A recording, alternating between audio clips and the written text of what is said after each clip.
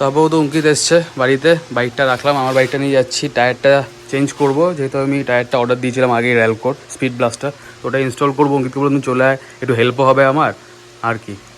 আর এগোনো যাক, দেখি কী হয় না হয়।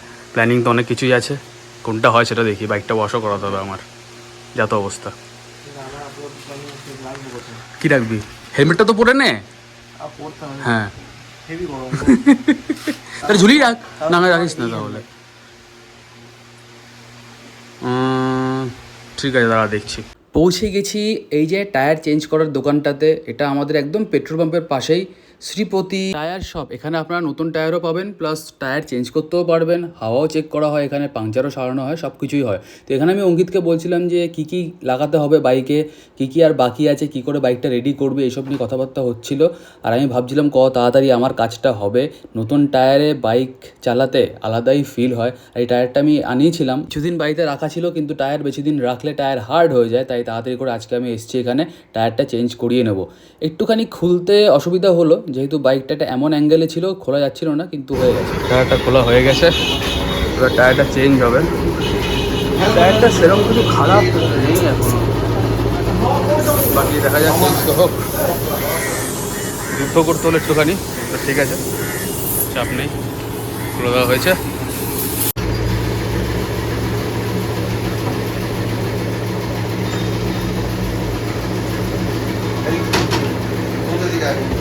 ভগবানের আশীর্বাদে এই 2 বছরে আমার বাইকটা একবারও পাংচার হয়নি। পিছনের চাকা 10,000 কিলোমিটার চলেছে, কিন্তু সামনের চাকাটাও পাংচার হয়েছিল, সেটা আমার নিজের ভুলে। আমি একটা দেখতে পাচ্ছিলাম যে হ্যাঁ একটা পেরেক আছে, তাও ভুল করে চাপিয়ে দিয়েছিলাম আর কি। কিন্তু পিছনের টিউব একদম ঠিকঠাক আছে, তো ওই টিউবটাই চলবে, কোনো চাপ নেই। টায়ারটা ইনস্টল করলেই হবে। আর এটা হচ্ছে গিয়ে টায়ারটা, এখানে একটুখানি কসরত করতে হলো, যদি মেশিন দিয়ে করা হতো মনে হয় আর একটু বেটার হতো। বাট ঠিক আছে, টিউবটা একদমই ঠিক, কোনো চাপ নেই, এক্সট্রা খরচা আমায় করতে হলো না। তো ভাই ভালো করে একদম ফিটিং করছিল, যতটা ভালো করে করা সম্ভব। কিন্তু একটুখানি তো রিমে দাগ পড়বেই, যেহেতু একটু জোর লাগিয়ে টায়ারটাকে সেট করতে হয়।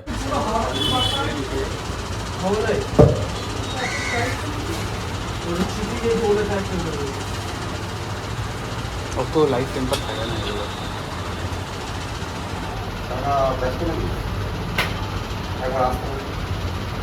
টায়ার লাগিয়ে দিলেই হয় না, হাওয়া দিয়ে বিটগুলোকে তুলতে হয়। তো ওখানে এটাই চেক করা হচ্ছিল, বিটগুলো প্রথমে ওঠেনি, তারপরে ভালো করে হাওয়া দেওয়ার পরে উঠে গেছিলো।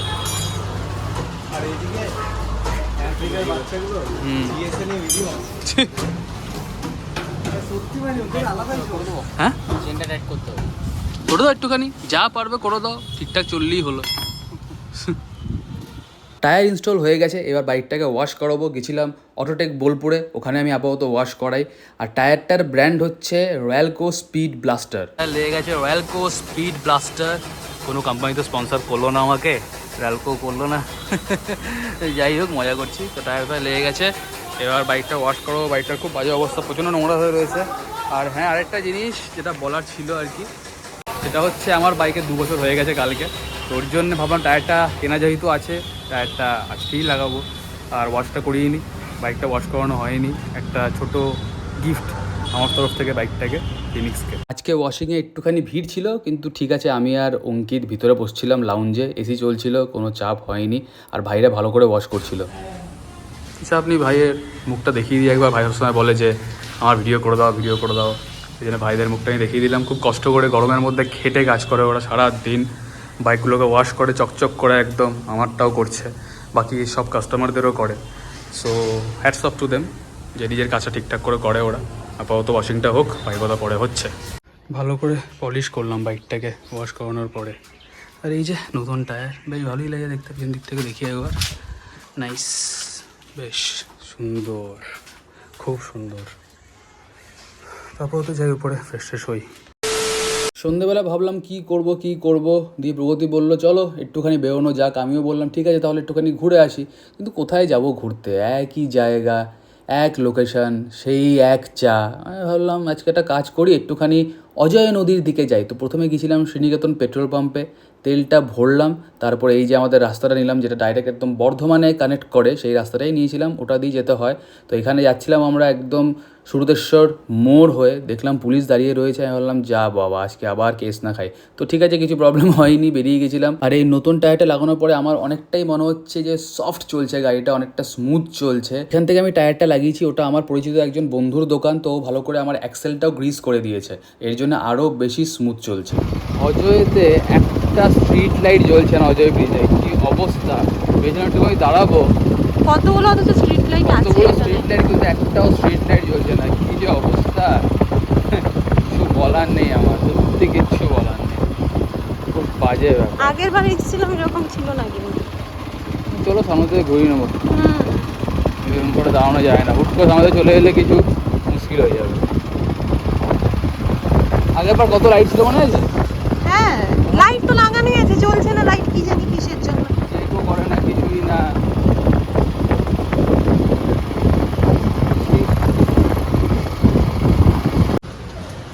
এমন ঝড় উঠেছে, সেই আমাদের খাওয়ার জায়গাতে এসেই থামতে হয়েছে। কি আজব ব্যাপার আমাদের সঙ্গে যে ঘটে সব কোইন্সিডেন্ট। এবার মানে আমরা এখানে এসেছি, এখানে কিছু না খেয়ে তো আর আমরা চলে যাবো না ফাঁকায়।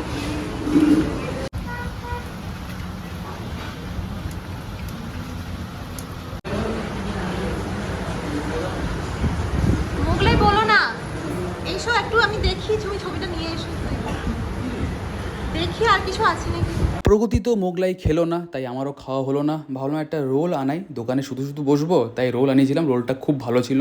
এরপরে চলে এলাম বাড়ি, আর এসে আজকে ডিনারে ছিল পরোটা আর চিকেন কষা, দারুণ ছিল খেতে, ফাটাফাটি। The next morning. সানডেতে একটুখানি বাড়ির চারিপাশটা ভেবেছিলাম পরিষ্কার করাবো, তাই একজনকে ডেকেছিলাম, ও পুরো গাছগুলো ভালো করে পরিষ্কার করে দেবে। সবাইকে গুড মর্নিং। কিছুক্ষণ আগে উঠলাম আমি জাস্ট, আর চাটা খেলাম, চায়ের কাপটা খুঁজছিলাম, রেখে এসেছি। তো চলুন আজকে ব্লগটা আমি এখানেই এন্ড করলাম। নিচে ওই কাজ করছে আর কি, ঘাসটা হয়েছিল ওগুলো পরিষ্বার করছে। তো আজকে ব্লগটা যদি কিছু ভালো লেগে থাকে please like share comment and follow. বলবো টকি বেশি করতে, ফলো করতে, লাইক করতে হবে, কমেন্ট করতে জানতে কেমন লাগছে। দেখা হচ্ছে কালকে, টাটা, বাই বাই।